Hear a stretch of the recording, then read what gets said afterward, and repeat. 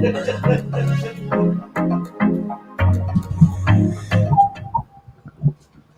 morning, good morning, good morning. We're coming to you live from beautiful West San Antonio, Texas, with the always on time Michael Jimenez. Always punctual. We Yeah, do I have was Jeff on the line, by the way, right now. Literally running in right now because there was an accident Jeez. on the way over here. 3-car pileup on the way over here. So I was calling Joe a few minutes ago, and I was like, dude, I am literally going to run in and hopefully get there on time. But good afternoon, everybody. It is beautiful here in San Antonio. Well, really not. It's overcast and rainy outside where we're at, but hope everyone's having a fantastic day. We have Jeff Garcia from Locked On Spurs and Ken's 5. Jeff Garcia, how you doing, my man? Doing good, man. It is the off season, and away we go, huh?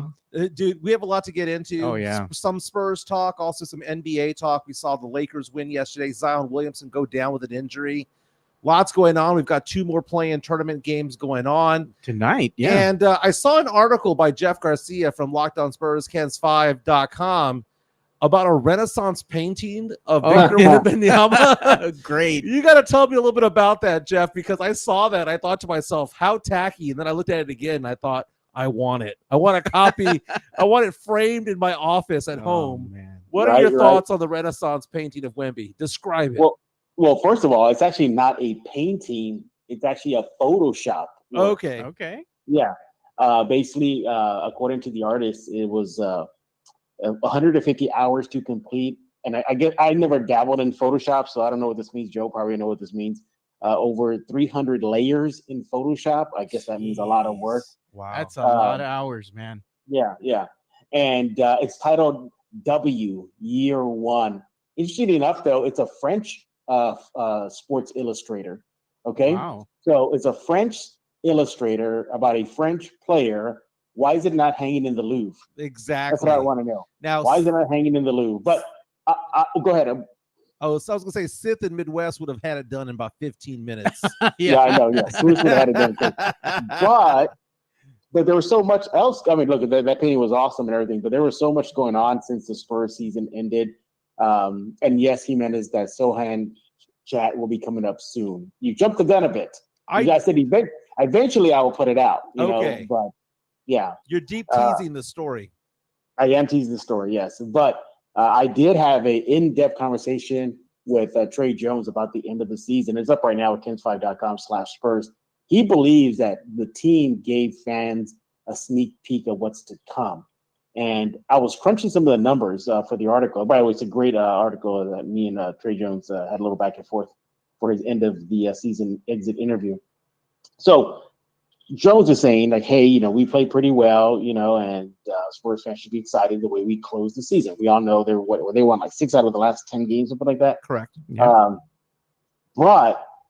So I said, okay, well, how did they look before the All-Star break and after the All-Star break? So here's some situations. Okay, so pre-All-Star break, their plus minus was a minus 8.6. So they were still in games. After the All-Star break, it went down to a minus 2.1. So there's showing improvement there.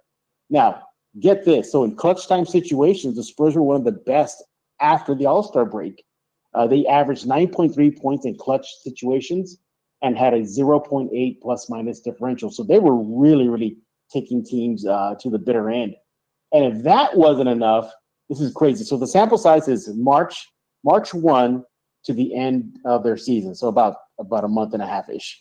Okay, they ranked first in rebounds, second in assists, first in block, that's pretty much just Wemby, but 7th in clutch time points at 9.9, 4th in contested shots, and 11th in fast break points at 16 per game. So those are certain good signs that this team is on the right path. So if you want to check out that article with me and Trey Jones, is on Kens5.com/Spurs. Yeah, so the winning 6 of the last 10 games means nothing to me as a Spurs fan. Oh, my God. Absolutely nothing, because in 8 of those games, Devin Vassell was not there. In 8 of those games, Jeremy Sohan was not there. In 8 of those games, Keldon Johnson was not there.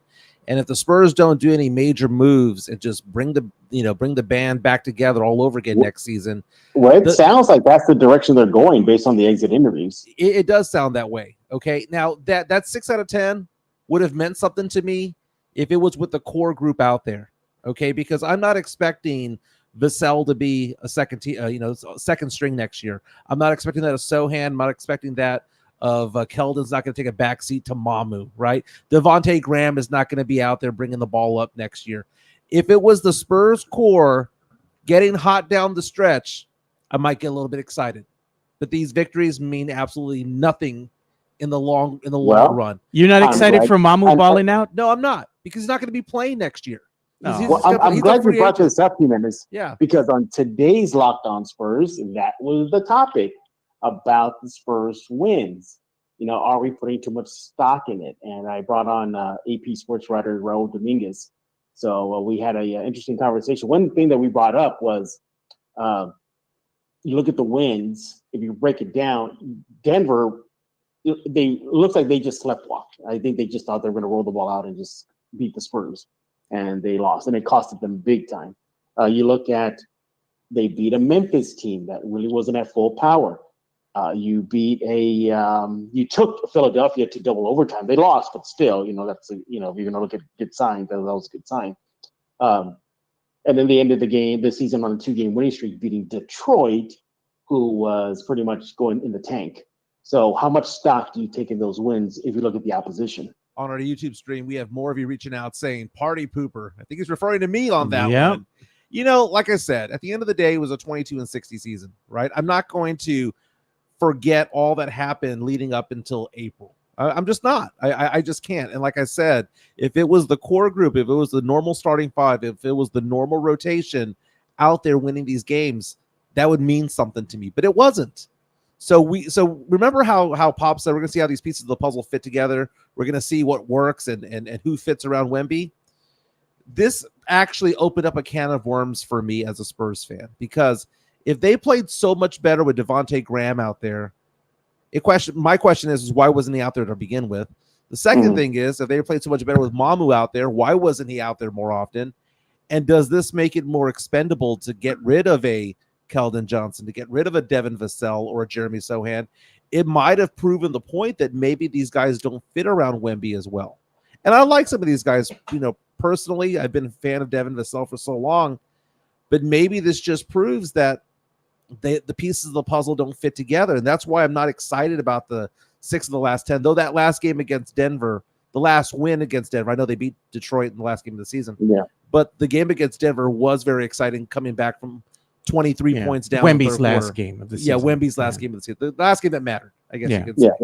Yeah. And then, but on the flip side, too, you look at a loss like it's Oklahoma City where they got just run out of the gym. Wemby wasn't playing. Right. So you kind of balance that out. Like, okay, sure, they won 6 of the last 10, but even some of their losses, were, had asterisks as well. Again, they lost against Philly, but they took Philly to double overtime. They lost against OKC, but they didn't have Wemby. So you kind of want to just look at those last 10, 12 games and ask, was it fool's gold, or is there something there? So, that's a very good question. Is it fool's gold or not? And we're going to find out next year, because I have no faith that the Spurs are going to do anything major. I know Brian Windhorst of ESPN has come out and saying that the rumblings he's getting right now is basically that the Spurs are just going to stand pat and focus on the 2025 draft. That was a vibe at the exit interviews. I got to sit in on almost all of them. And, Trey Jones told me that he knows that a lot of the guys are going to be seeing in San Antonio. They're going to be working out together.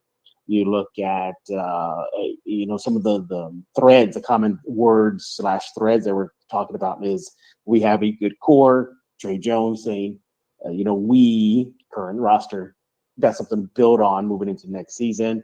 Popovich saying, well, we're going to have to really look at Mamu and see if we're going to bring him back.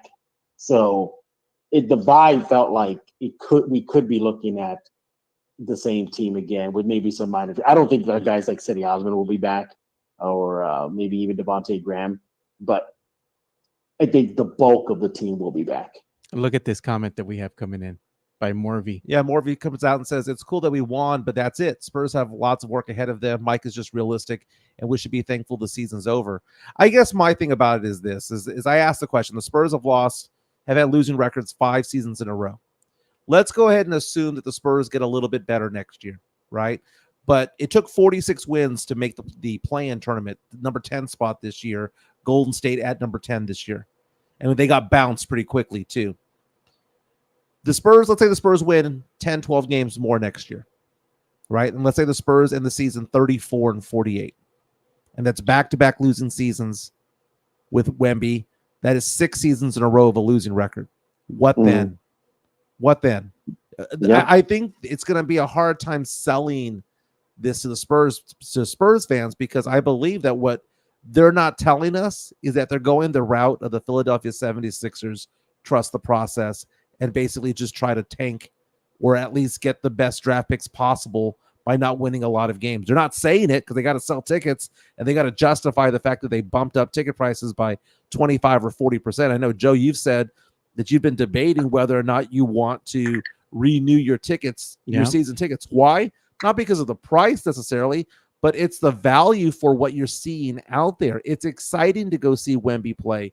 Yes, he's a walking potential triple and quadruple double per day, but everything around him does not scream talent. It doesn't.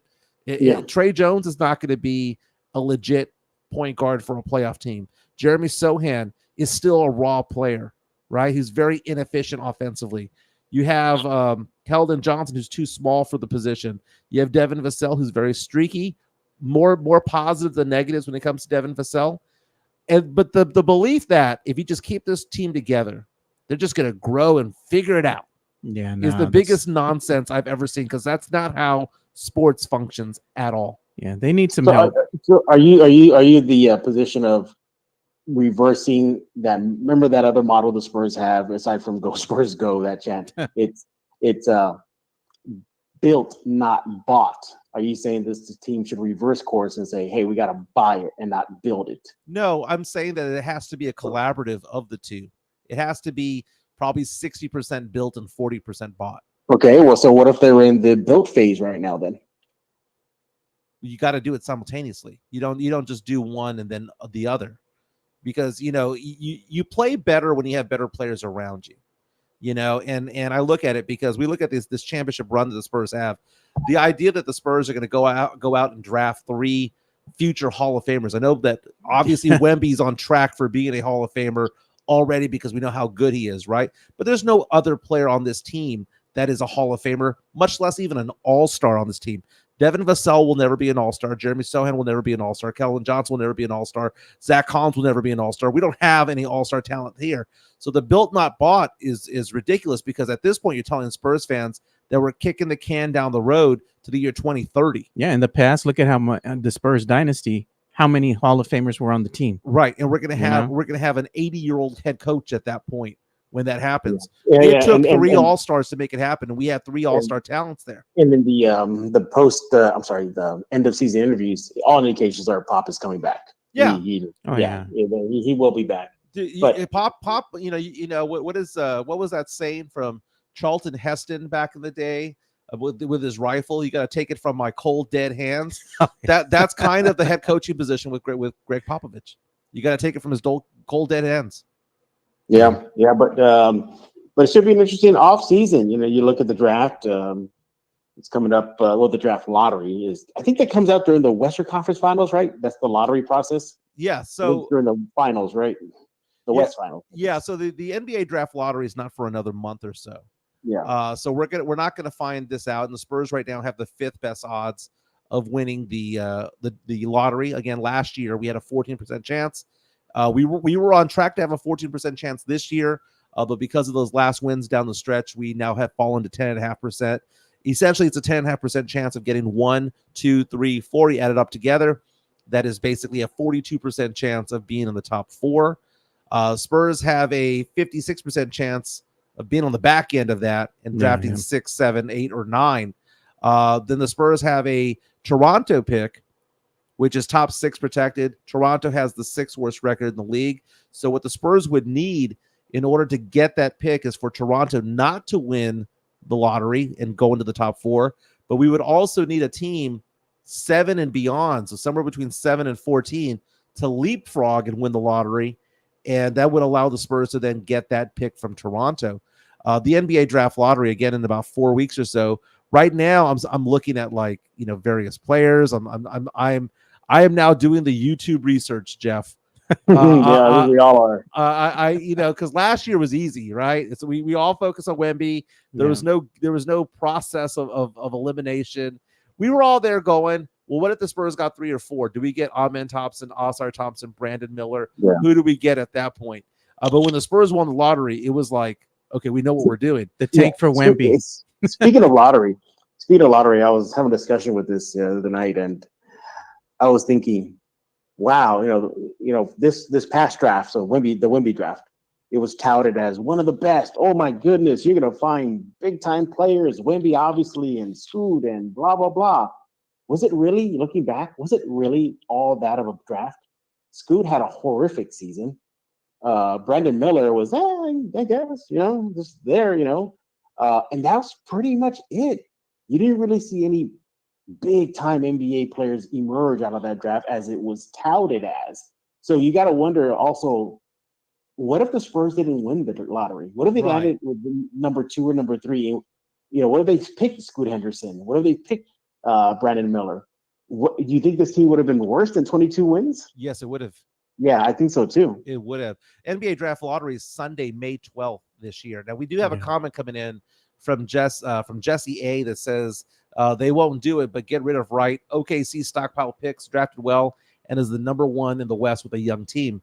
But they got Shai Gilgeous-Alexander out of a trade with the Clippers. Okay? Yeah, but did they really know that SGA was going to be SGA? Yes, he wasn't SGA. Yes. I have this argument with people online all the time. Eric Salinas. Show me the stats that he was going to be that MVP. He was as a rookie, a second team all rookie player. Now people go like, well, DeJuan Blair was second team all rookie. I hear that argument all the time, and it's a stupid argument.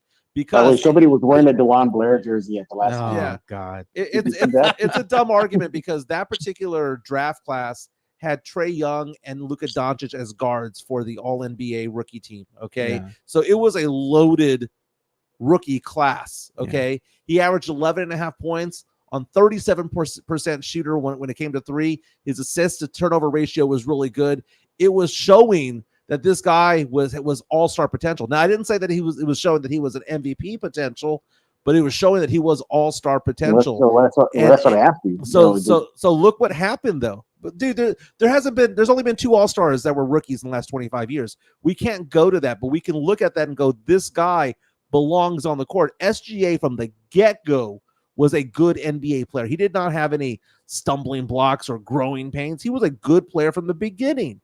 And Oklahoma City, again, we say this whole thing about how OKC drafted well, and they have drafted well. But the fact of the matter is that their MVP candidate was gotten by a trade. The Spurs need to do both, because if we're just going to sit there and marinate Sohan, and we're going to marinate Vassell and Keldon Johnson and Zach Collins, it's going to be a repeat of this year all over again. They might get a few more wins. They might get 28 to 30 wins, but they're not going to be a playoff team, and that's what's frustrating. So we have a quick question for you, Jeff. Rookie SGA in 2018-19 averaged 10.8 points per game. 11, yeah. He played all 82 games, and shot 47% from the field, which is very good for a point guard. Fine, but again, those numbers, I'm pretty sure when they made the deal for him, because the following year he went to OKC. But the thing is, he's still not. Those numbers didn't indicate that he was going to be MVP level. So it's kind of hard to make that argument you're saying right now based on one season. But it showed that there was something there. He was an 80% free throw shooter as a rookie, a 37% 3-point shooter as a rookie. Okay, let's see who else is He averaged over a steal a game, playing just 26 minutes per game. You do a per 36 of this. He didn't really come into his own until maybe the 2021 season with OKC, where he just leapfrogged to 23.7 points per game. But what I'm saying is that the argument that he was a project is nonsense. He was a good player from the get-go. Again, but he's a good player, but really OKC can't make the deal. Say, yeah, this guy's going to be the MVP in 23-24. He's going to be a candidate for sure. If you are a good player from the get-go and you're 19, yes, I can make that projection. Okay, so I can make that because I can make that projection right now about Chet Holmgren. Chet Holmgren will be an all-star based on what he did as a I'm rookie. talking about MVP level. I'm not talking about All-Star. No, well, first of all, you need to be an All-Star first to be considered as an MVP.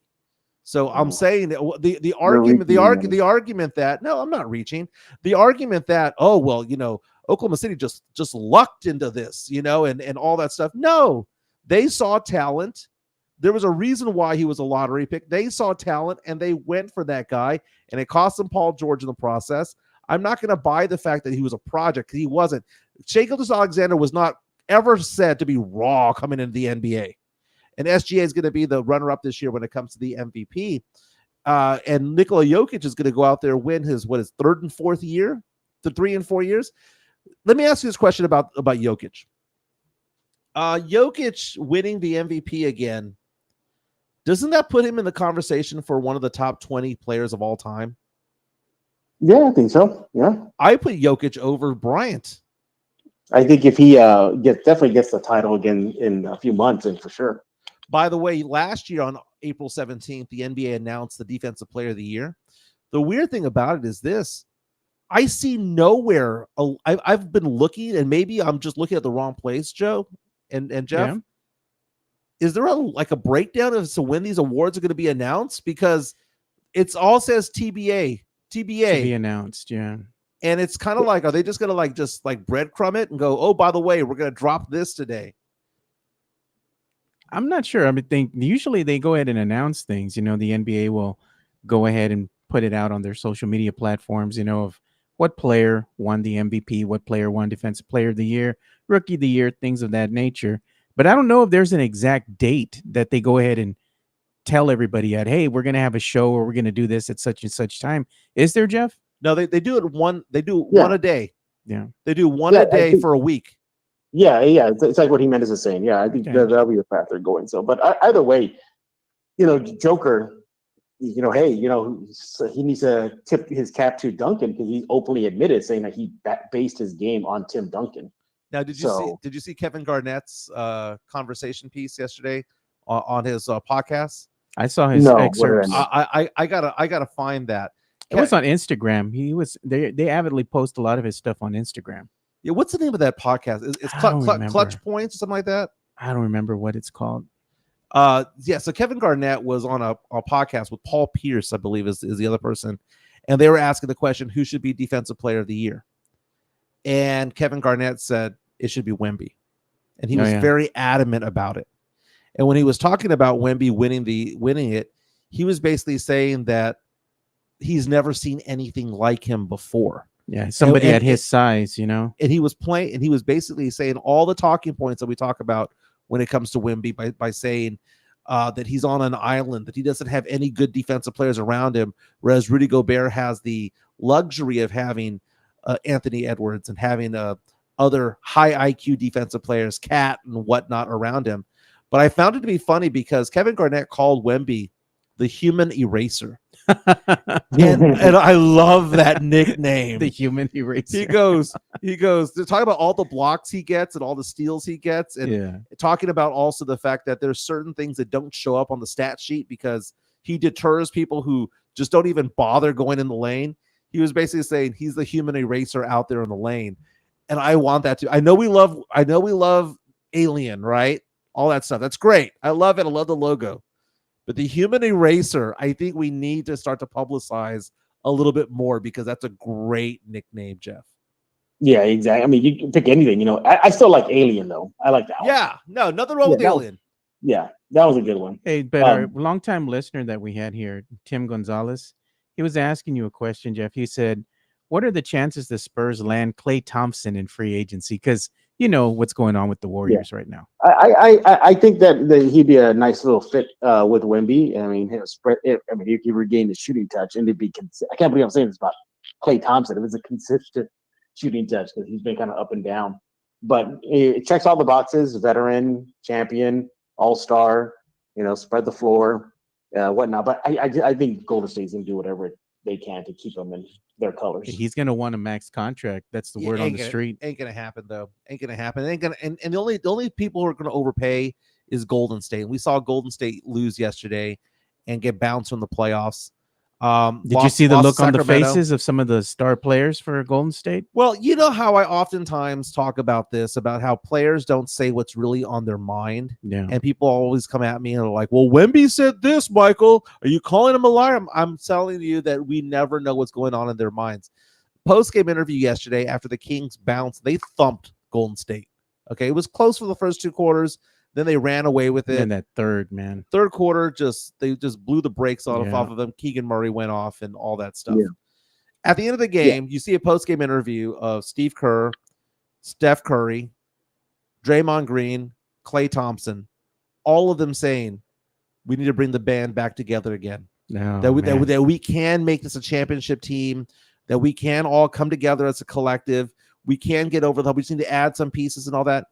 You know, every single one of those MFers was lying. The look on their faces, every single one of them was lying, because what people tell the media when the cameras are on is nonsense versus what happens what's going on. You know, Draymond Green is talking to his friends and family and talking to his teammates, going, "Dude, Klay Thompson isn't himself anymore." Okay, now I think Jeff said it correctly. Is that he would be a good addition piece to the Spurs if the Spurs were to entertain that idea. I do see. I saw a projection of what he's actually worth, Jeff. He says he made over $40 million this year, but based on his stats from this year, he is worth a 2-year deal between 36 and 40 million combined. So 18 to 20 is basically the pace at which he's playing these days. Okay. The Spurs have money to spend this year. 18 to 20 million. I'd buy it. I think people are down on Klay Thompson because he has gone from being one of the greatest shooters of all time to just being good. He went from being great to being great to being good, and the drop-off is so dramatic. I think it's hard for us to comprehend how good he actually is. He lost his starting position to another dude on the team, you know? Yeah, but he's still shooting 37% from 3. He'd still be like the second or third best 3-point shooter on the Spurs team. Yeah, I said if he was to come on. I was going to say that's not a bad shooting stat for this Spurs team. It's not, man. It's not. Yeah. But the Spurs going after a free agent veteran out there. I'm sure Klay Thompson's not on your the top of your list, but I mean, it wouldn't be the worst thing, would it? No, it wouldn't be the worst thing, but it's just the idea. Will Klay want to see his final years in the NBA in a different uniform? Will Golden State even want him back after the? I think they're going to bring him back. They show a lot of loyalty to that big three out there with Green and Curry and Thompson. So they'll do what they can to keep him in a Golden State uniform.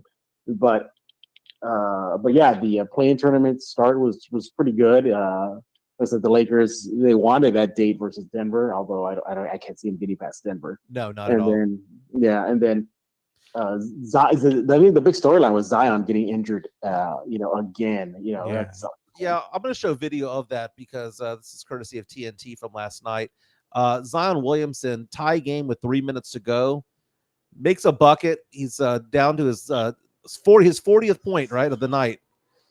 Goes up, little floater, 5 feet in, and then just gingerly walks back. And he puts his hands to his face because he knows he's hurt. Again, that tied the game with 3 minutes to go out there in New Orleans, Lakers against the Pelicans. And then he covers his face with his jersey. He knows he's hurt. Now, there are reports out there that said that this is a hamstring injury of some sort, and that walking out of the arena, he looked fine, that he wasn't limping or anything like that. But you see him throwing the towel. You see him getting all pissed off going into the locker room through the tunnel. And there's something off. And I feel bad for the guy because this guy was balling out the past couple of months, 40 points last night, center stage because it's a play-in tournament. It's the only game going on at the time. People are all watching this and are in awe of this guy. He's turning into the guy that we were hoping that he'd be years ago. But the guy's just snake bitten when it comes to injuries. It's his size, man. He looks thinner than before, though. Yeah, that's saying much too. He's still a big dude. He's a big guy, man. And that wear and tear on the body through 82 games, being that size. Yeah. I mean, he's got to lose more. He's got to shed some pounds. But that takes away from his game. It does, but I mean, he's got to go ahead and, adjust to his new body size if he does drop some weight, I know Jeff is, I don't know if you can stay with us any longer, Jeff. I know you have a lot to do today, so if you got to bounce, just let us know. Yeah, well, but before I bounce, though, guess who's coming on today to record Locked On Spurs? Who you weren't is? going to guess. Mr. Leha himself, Chris Leha. Nice. He's going to be doing the fan episode for tomorrow because we recently had a Locked On Spurs discussing the French fan base and their reaction to Wemby's year one with a good friend of Locked On Spurs, Vincent Piala. But now we're going to get San Antonio fans to discuss Wemby's first year. So of all people, it's going to be Leha. Leha's going to come with the heat.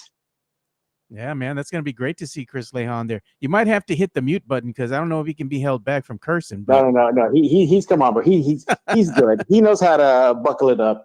But yeah, so we're going to be discussing that. But the Locked On Spurs will be dropping just like a few minutes, so that'll be going. There was some shocker, Joe. There was some tech issues.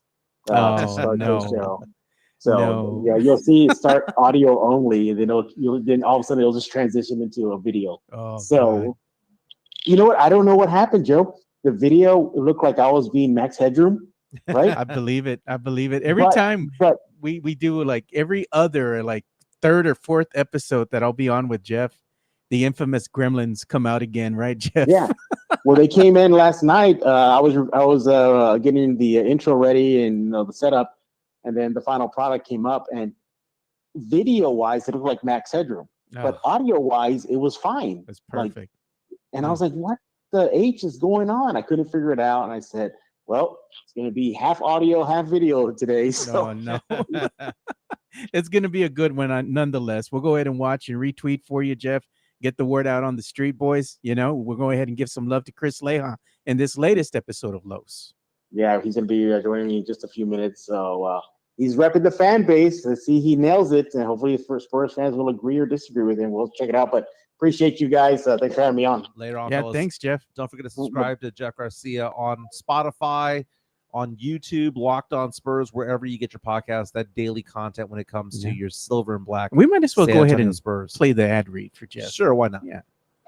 Locked On Spurs is your daily Spurs podcast, hosted by Jeff Garcia, the lead Spurs writer for Ken's 5 San Antonio. Jeff has a healthy plethora of guests all the time on the Locked On Spurs podcast. You can also follow Jeff on Threads at Jeff G Ken's 5 SA. You can also follow Jeff on Twitter at Jeff G Spurs Zone.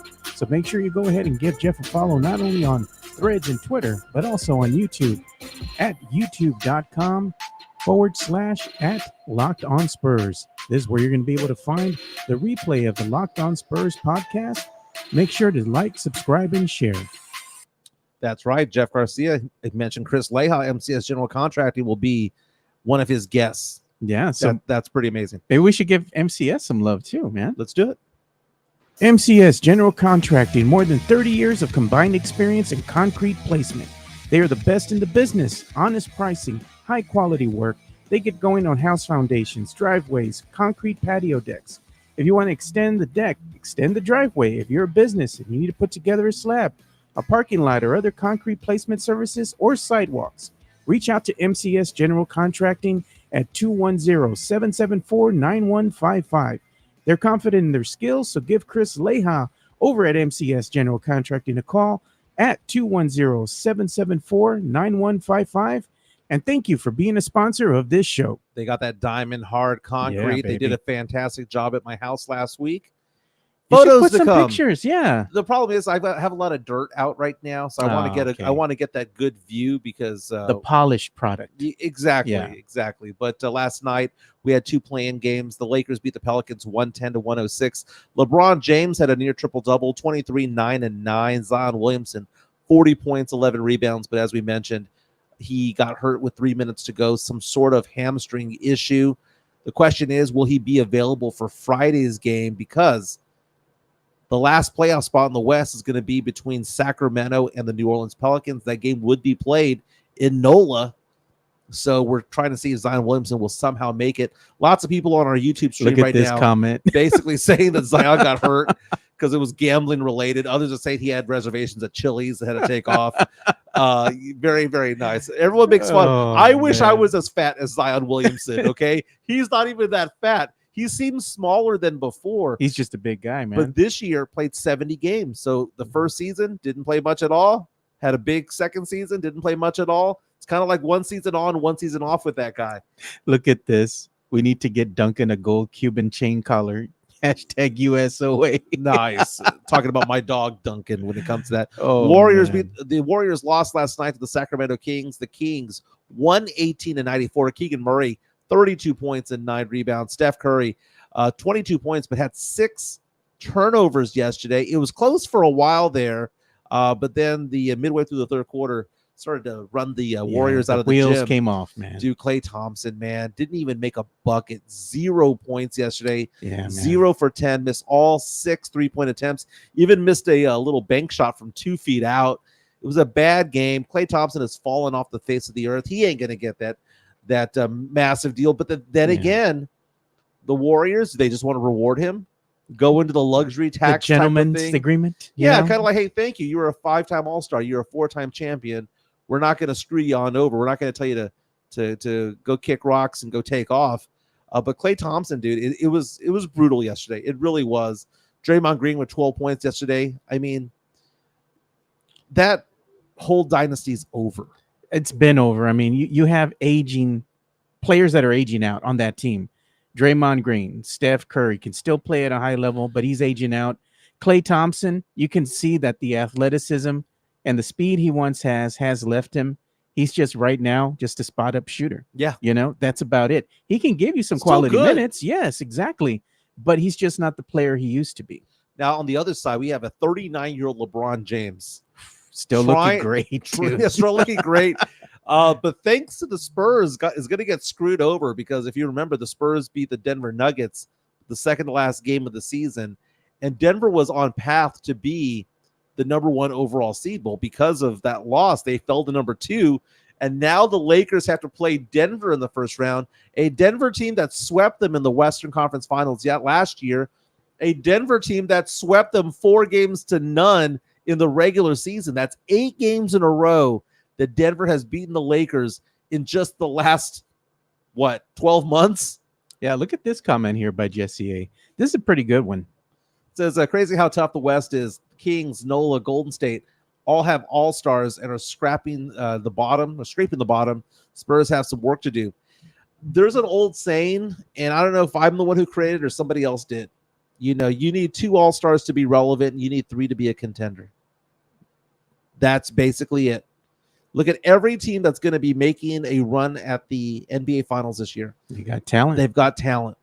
Denver has Jokic, who's a superstar.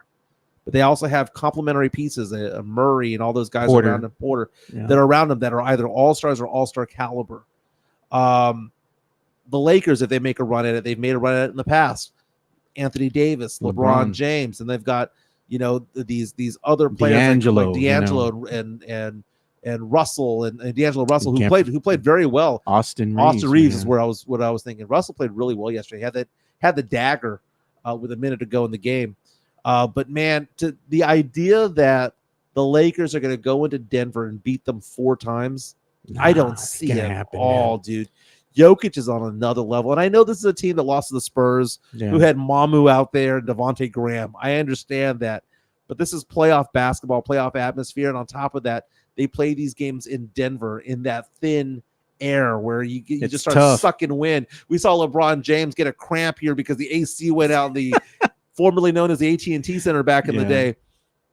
It's tough to win in Denver. Well, Anthony Davis has gone on to say too that playing the Joker is no joke. Like he's a tough opponent. He respects the heck out of him. There's mutual respect there because no matter how hard you try to play him, the funny thing is he's big, he's methodical, he's not quick, but he's like Tim Duncan. Dude. He finds his place. He's an all-time great, dude. He's an all-time great, and people don't want to give him the love.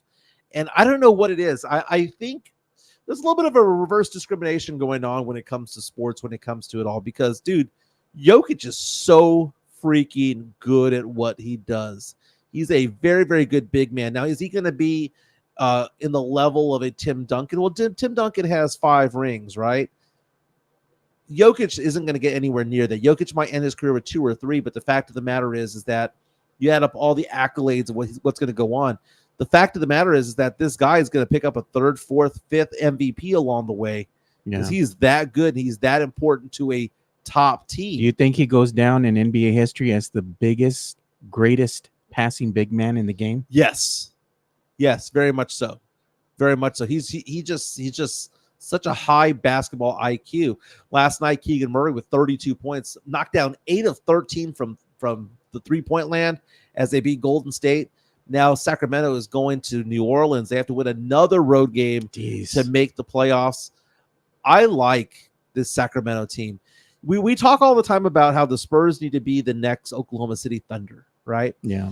And Jeff Garcia from Locked On Spurs, Ken's 5, mentioned the fact that built, not bought. And the Spurs, back in the day, they could have said that. They could have said that because they drafted Tim Duncan number 1 overall, so we had the superstar. Tony Parker fell to them at number 29, and Manu fell to them in the 50s in the 2nd round. Yeah, you got this all-star talent that was there, and supporting cast, a supporting cast, and then the Spurs built around them players that they got from free agency, like Bruce Bowen. They got Robert Ory. They got Michael Finley. They got, all these players around them they got from free Brent agency. Berry, So the idea that the Spurs were built, not bought, is actually just half true. Yeah. They built through the draft, but they got these big pieces that really and truly mattered, because the Spurs would not have had the 2005 finals victory if it wasn't for Robert Ory. That was clutch. They wouldn't have had the 2003 if it wasn't for Speedy Claxton. Would they have gotten past Phoenix if it wasn't for the hip check? And everyone running off the court, right?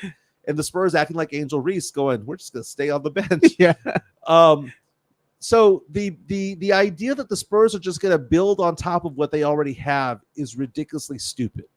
Because the Spurs winning championships in the past didn't work that way. Morby reaches out to us and sings Kings vs. Pelicans. So you got the Thunder probably going to sweep either team that advances. D Fox needs to play like D Wade to give the Kings any hope. I have the Kings, whether or not Zion plays or not. The team for the Kings are a very interesting team. And where I was going, scrappy team. Where I was going with this is that the Spurs need to find out how to build through a team like Sacramento.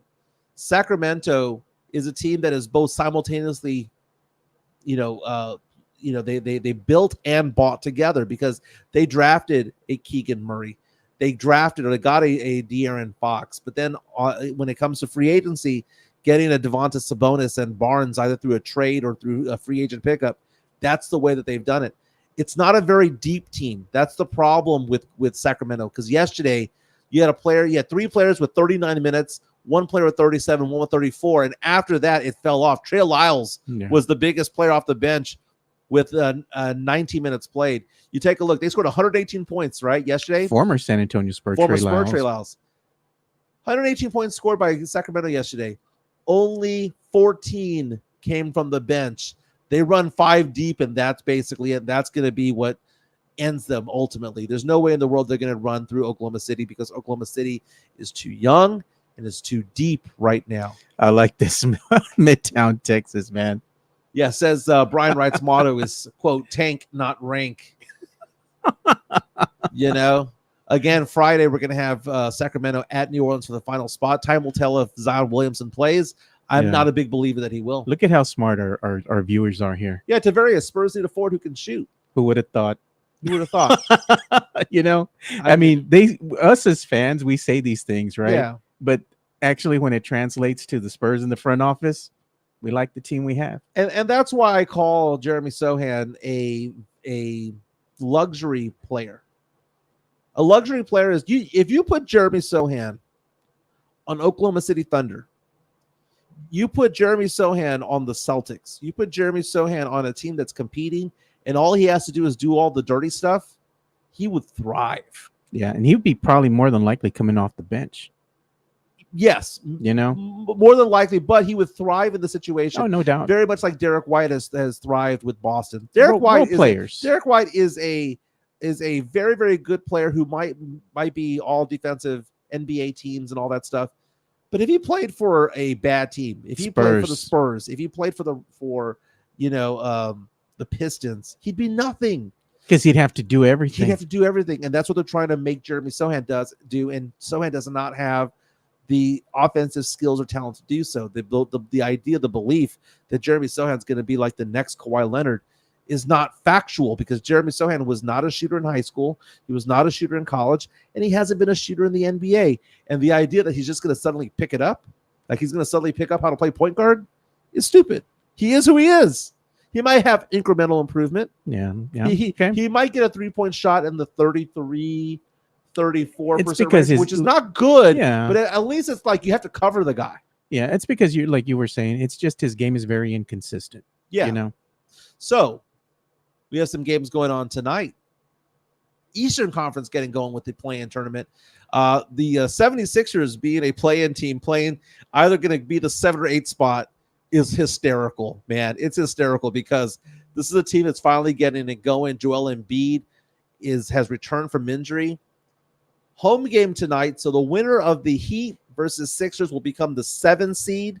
Then on the other side, you've got DeJounte Murray, a 36-46 team, taking on a 39-43 team. That's how bad the Squeaking East was. These two teams are battling out to see who could potentially go on the road to get the 8 spot, right? I'll tell you, man, these Hawks and games Bulls are intriguing. And you know what? The Sixers, they're not your typical 7th seed. No, not at all. I mean, with Joel Embiid coming back late in the season. This is like Memphis back in the day when they're the 8th seed. They knocked out the Spurs. I know, man. So I'm just like, this Sixers team is scary. This is a 2 or 3 seed. Yeah. That is actually going to be a 7 or 8 more than likely. And they're starting to hit their stride. And they're hitting the stride. And Joel Embiid came back like 2 weeks ago. Yeah. Joel Embiid this year averaging 34.7 points per game, who was probably on track to be MVP this year. Tonight, the Sixers are favored by 5.5 points. And it's beyond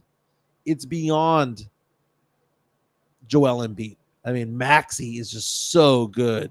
Tyrese Maxey, who's a restricted free agent. If the Spurs threw all their money at any player in free agency this year, Tyrese Maxey. it'd be Tyrese Maxey. Okay. Hard to believe that Tyrese Maxey was drafted number 21 in the draft back in 2020. Jeez, that's not even long ago at all. Out of Kentucky this year, averaging 26 points, 6 assists, 4 rebounds, and is a defensive monster.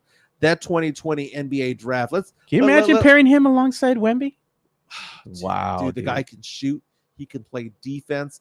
And I'm looking at the 2020 NBA draft. Tyrese Maxey was chosen at number 21 rather. The Spurs chose Devin Vassell at 11. There's some all-stars that are behind Vassell, and Vassell has had a good career, so I'm not going to say that he's a bad player. But you have players like Tyrese Halliburton, who was picked at number 12, who's an all-star. Yeah. Tyrese Maxey was picked after him. Well, you know, this is where the Sohan thing comes into play, right? Sohan, in that draft a couple of years ago, the Spurs had the number 9 overall pick. Yeah. He was the 9th best player, but he wasn't the 9th best player chronologically because there are a couple of players after him that are better. Like J-Dub, Jalen Williams, who's better. But he's also better than a couple of players that were picked before him. So if we were to go through this draft again, and the Spurs are picking at number 11, were there 11 better players than Devin Vassell? Well, Anthony Edwards went number 1 overall, and that makes sense, right? LaMelo Ball, good player. James Wiseman, no. LaMelo Ball, maybe. Patrick Williams, no. Isaac Okoro, Okongwu, Killian Hayes, Obi Toppin, Denny Avdija, who, by the way, has been playing a lot better these days. Jalen Smith. Look at that. If we were to redo the draft right now, it looks as though Devin Vassell would go like 7, and the Spurs got him at 11. So we got a value pick. It was a good pick. It's just we had 2 better players that were behind him. Look at this comment, Tavarius. Let's be real. Devin ain't him, is what Tavarius says. He's a good number 3 guy. But the problem is that we have him slotted at number 2. And it doesn't look like the Cavalry's coming. It doesn't look like anybody else is coming. And it also looks like Devin Vassell and Victor Wembanyama might not fit together. Yeah. Well, you know, Midtown Texas says, who in the press will be able to tell us which players are hitting the gym this summer to work on the game? That would be none other than Jeff Garcia. Yeah. You know? And it'd also be me because I can go to the Spurs club, There you go. go have lunch, and overlook the practice facility. With your camera. It'll be like the Zapruder film. Not Oh, allowed to God. do that. I don't think Chip England would be able to help this Spurs team right now, Morgan. Let's gather up all these Look bricks. Again, smart IQ by our viewers here. Yeah. JHNSB watching us on YouTube. Spurs need to draft shooters instead of wanting them to develop a shot. Who would have thought? That's it. Come on, you man. know what it's not hard. Okay, I'm going to give you an example. In the NFL, who is the Cowboys' backup quarterback right now? Oh my God, what was his name? Exactly. What was his name? Yeah, that dude who was drafted like number 3 overall. Oh, that dude, man. Trey Lance. Yeah. Trey Lance didn't play much in high school, didn't play much in college, and they're hoping that he develops as a pro. It's dumb. He is who he is. I mean, look, the guy, he's gone out and played a couple games, right? And he's looked okay. Yeah. Doesn't make a lot of mistakes. But at the end of the day, I mean, he's not like that QB that you can get behind and say, you're going to take us to the promised land. Right. He's a backup QB. He's a good backup QB, but he's a backup. He is. And that's the thing. There's a reason why JJ McCarthy is going up all the mock drafts in the NFL. It's because he played in a Harbaugh NFL style system. There's a reason why Drake May from UNC is so intriguing. It's because he played in a system that is NFL ready, right? Remember Johnny Manziel? Oh, God, dude. Johnny Manziel came into the league never taking a snap from under center. No. Every single snap he took was from shotgun formation. And people wonder, why? We can't believe he sucked. Because he didn't know how to take a snap from center. He didn't even do it in high school. And now you're telling me that at 22, 23 years old, with the immaturity that he was going to learn a skill set that he had never done before. He had never done a 3-step drop, a 5-step drop, or a 7-step drop. He's always been just shotgun Johnny. He had a great arm, man. But unfortunately, he even said it himself. He's just a product of his own devices. Had he taken things a little bit more serious, maybe he could have had a longer career than he did, but it is what it is. Some mock drafts hit the board today. USA Today just revealed this morning its NBA mock draft for this upcoming year. And the funny thing is that it has like a composite, a compilation of everyone. So the number 1 overall pick, if the Detroit Pistons were number 1, according to USA Today, Alex Sarr, the center, would be the choice. Bleacher Report is also believing that Alex Sarr would be the choice. Although CBS Sports is coming out and saying Zachary Riz-Sarchet, the small forward from France. That's Tim Gonzalez's guy. He wants the Spurs to draft Sarr. That would be a defensive-minded. That would be an identity. You'd have a defensive-minded team. You'd have Wemby, Sohan, and Sarr out there because I'm not opposed to it. Yeah, I mean, but at that point, it's like, are you going to bruise your way to 90 to 88 victories? Yeah, because you have no shooters when it comes to it. Because I know Wemby can shoot the ball, but Wemby, when it's all said and done, was a 32% 3-point shooter. He's on an island by himself. Yeah, dude. I mean, there's nobody else around him that is a consistent scorer. Let's put it like that, right? And you look at the stat line from night to night with the Spurs, and you're going to see some of the players that might have good nights, but then the next night, 2 points, 1 point. It's like there's no consistency there. And that's the thing that's going to go ahead and separate the Spurs from everybody else is that inconsistency. If you look at some of the other teams that are better in the West, when you look at their stat line, their starters actually produce on a consistent basis. Now, Sports Illustrated came out with their mock draft today as well. Let's see if they actually wrote it or if AI did. Did you hear about that? I saw that, dude. Sports Illustrated got in trouble because they used AI. That was earlier in the year. Yeah. And it wasn't just them. It was, I think, Sports Illustrated. I think even ESPN got called out. A lot of other outlets got called out for using AI to write articles. Now, they have at number 5, the Spurs were picking number 5, getting Rob Dillingham out of Kentucky. And I tell you what, I would get a chub for Rob Dillingham, dude. Seriously, I would. I think somebody else had said that He's too. a bucket getter. But all of these names that you see on here, because they have Alex Sarr going number 1, Ron Holland, who, by the way, mock drafts have go number 2 to number 14. It's like, people don't know what's there because he's a 5-star talent who just didn't put it together in the G League. Another G Leaguer, the G League Ignite, Matas Buzelis, projected to go number 3. Zachary Richard number 4. Nikola Topic 6. Reed Shepard 7.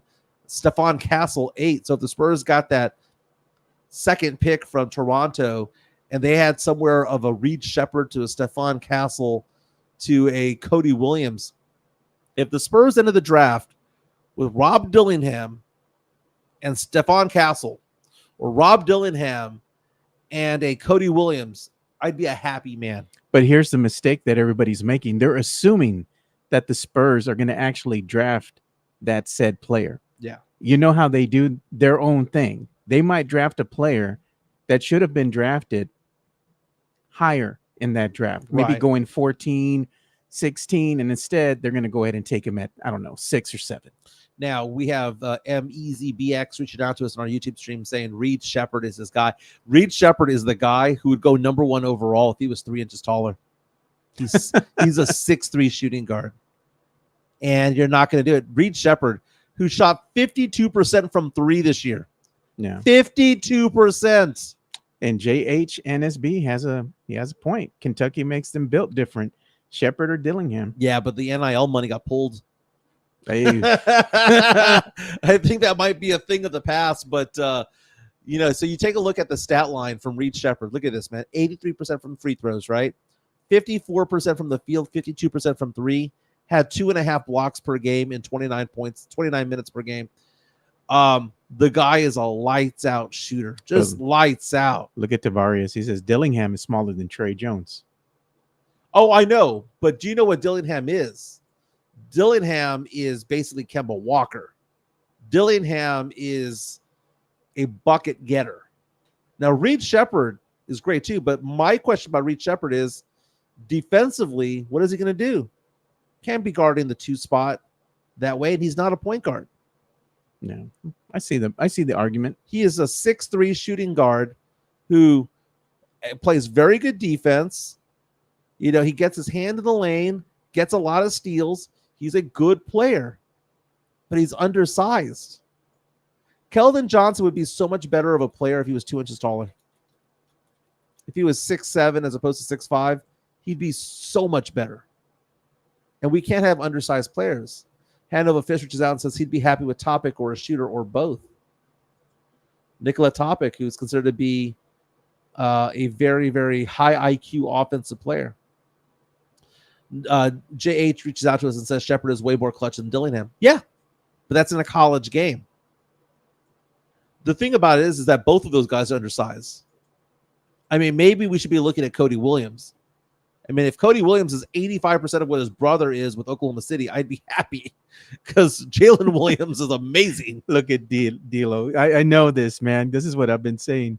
Even if the Spurs have a top 3 pick, it says this Spurs front office will take Topic because they always go for the foreign guy. Well, the Spurs have a lot of foreign guys to pick from because Richard Shea is from France. Alex Sarr is from France. So the Spurs have their choice of Buzelis or whatever his name is. He's from some other country as well. So again, the NBA draft lottery is in 4 weeks. We'll find out where the Spurs are picking and whether the Spurs have 2 picks or not. Dude, karma would say that the Spurs would go out and get the number 7 overall pick, dude. Jeez, man. We'll see where the ping pong balls will fall. And Toronto wins Spurs. it. And Toronto wins it. Oh, my God. Can you imagine if Toronto, they get a pick that does not convey to the Spurs? Uh-huh. They get a higher pick, in the draft than the Spurs. That'd be like putting salt in the wound, Yeah. You almost had it. You almost had it. Dude, I don't know if you've been seeing this video from Dubai in the Middle East. Oh, is it the airport? Yeah. Oh God, okay, dude, it's awful. I don't know if you're following the story, but this is some. Are you showing it right TMZ. Now? It's showing some video of people trying to drive through Dubai right now. Dude, the rains. They're underwater now. Dubai is in the desert, right? They get about 3 inches of rain every year, and a couple of days ago they got 6 in one day. And the infrastructure is not designed for that. They were showing restaurants. This is a courtesy of TMZ. They were showing restaurants that were. Let me take this off real fast. They were showing restaurants that had water gushing from the ceilings. Yeah. They showed shopping malls that were water was just pouring into it. And I saw that. Do you know how they got the rain? Cloud seeding. Oh no. They done effed up, man. They went up there to try to get a little bit of extra rain. They saw some clouds. They said they seeded the sky 6 times. They played God with the weather. Oh no. And it started gushing rain, dude. Brutal, but 6 inches of rain. Isn't that the definition of F around and find out? Exactly. It reminds me. I was in Laughlin, Nevada, which is on the which is in the desert, right? It's on the Arizona Nevada border, kind of close to Death Valley. And I was there one time, and it started raining. And I say that it rained about 1.5 inches, which again, in San Antonio, rains 1.5 inches, kind of sucks. But over there, created mudslides. There's just some areas of the world that are not really. Designed for that. Saw this thing earlier today. Sydney Sweeney, our baddie bracket. So if you want to go back to my screen here, sure. She was our finalist. There's a Hollywood producer who is just blasting her right now, saying, "quote Sydney Sweeney, she's not even pretty and she can't act." Okay, first of all, the hell. Now, the Hollywood producer is named Carol Baum, and she has been reaching out to people, especially she was talking to Carol Baum, by the way, whose credits as a producer were Father of the Bride, the movie, and Buffy the Vampire Slayer. She's also a professor at USC, and she was asking her students to please help explain to her the craze around Sydney Sweeney. Okay? Goes on to say that Sydney Sweeney, again, according to Carol Baum, is not pretty and is not a very good actress. So let's go ahead and go and dissect this. Sydney Sweeney's a dime. She's a hard 10. I mean, she was the runner-up in the baddie bracket. She is a hard 10. Second thing is, she was also nominated for Emmys. For what? Not for looking good, for acting. She was good on Euphoria. She was also good in the White Lotus. And I think that's where she got the nominations for, the White Lotus. There is some Sydney Sweeney backlash going on right now. And I think it's because she's modern day Marilyn Monroe. Yeah, and she's embracing it. She's embracing it. She was on Saturday Night Live about 3 or 4 weeks ago, and it was one of the funnier episodes of the season. She was great. She was really good. she has funny. Comedic timing. Now, I'm not going to go off and say that she's Meryl Streep. No, but she's great. She's a great actress. She's a very good actress, and she has popcorn movies. Anyone But You is the new movie that came out with her. Got bad reviews. She was in that, wasn't she in that Madam Web that also got bad reviews as well? So again, you know what ends up happening with actors? They do some popcorn movies and then they do their passion projects. The passion projects are the ones that get them award nominations. Yeah. Like the White Lotus, it was good. But the fact of the matter is that that's a passion project more than anything else. Yeah. Then what do they have to do to fulfill their contract? Do popcorn flicks. They got to do these. They got to do these movies that are romantic comedies that just basically put butts in seats. They got to do Madam Web, right? God, they got to do crap like that, man. This one is hilarious. Chris Gonzalez. She has two strong assets. Hey, we do have some breaking news that we need to get into, man. What's going on? I just saw this. D'Lo went ahead and brought it to our attention here. So shout out to you, D'Lo. If you want to go ahead and go to Sham Sharnia's Twitter, we do have the breaking news. So I'm going to go ahead and I've been dying to play this, dude. I'm going to play the breaking news little jingle that we got.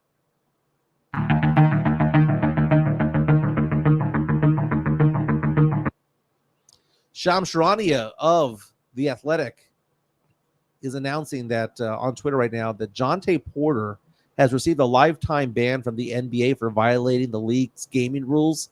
The NBA goes on to say that the NBA has announced an investigation that found Porter, quote, disclosed confidential information to sports bettors, limiting his own participation in one or more games for betting purposes and betting on NBA games from January to March. Porter placed 13 bets on NBA games using an associate's account. Again, Jonte Porter, formerly of the Toronto Raptors, is a goner. He's getting the Pete Rose treatment.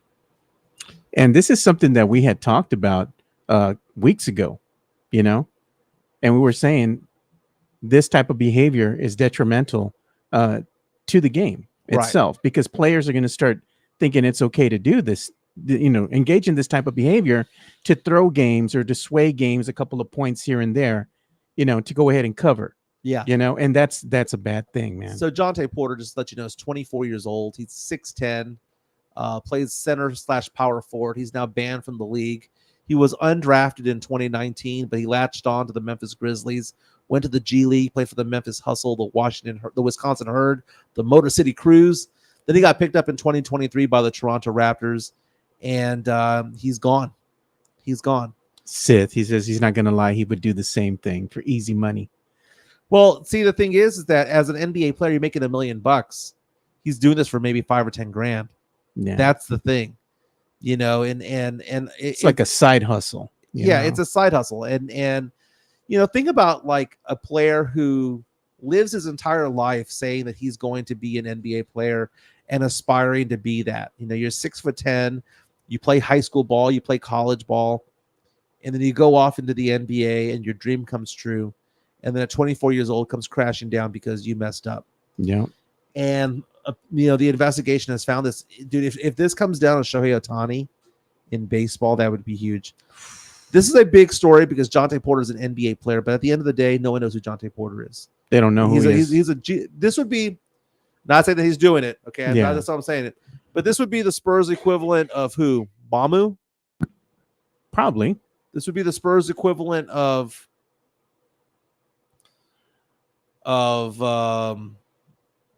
City Sissoko. Well, no, City was drafted. Yeah, he was drafted, man. The Spurs equivalent would be Mamu.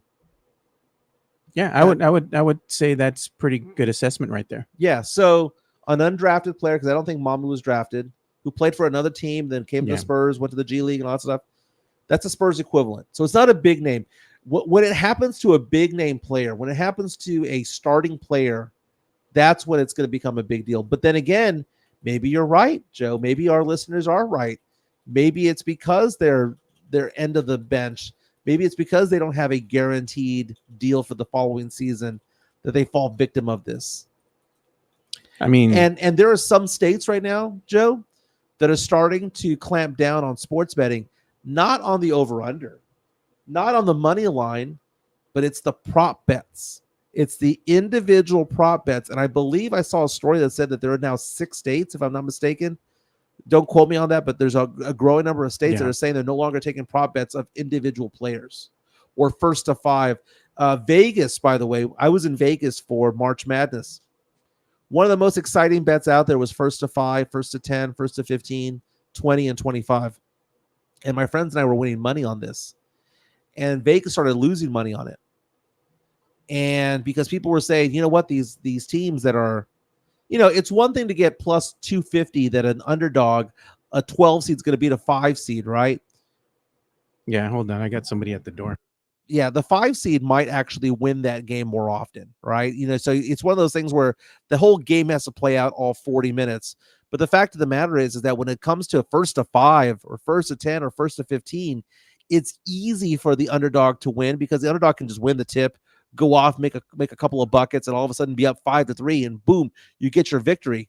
But now you're seeing all these states coming around saying that they're no longer wanting to have these prop bets because these prop bets are easy to manipulate. Good news, bad news. What's up? Good news is the city's giving you a chance to move your truck so you can park it in the driveway. I think they need to get the bulldozer that's going up and down the street. Don't they know that we're doing a show here? We should probably just call it a day because we've had issues with your street. Now I was able to drive on in, okay, but I don't want to sleep here. I don't have my laptop for work, okay? Yeah. But I mean, it's I don't know, dude. Dude, this is funny, man. Our show got preempted by the city of San Antonio, but again, police at the door. Police at the door.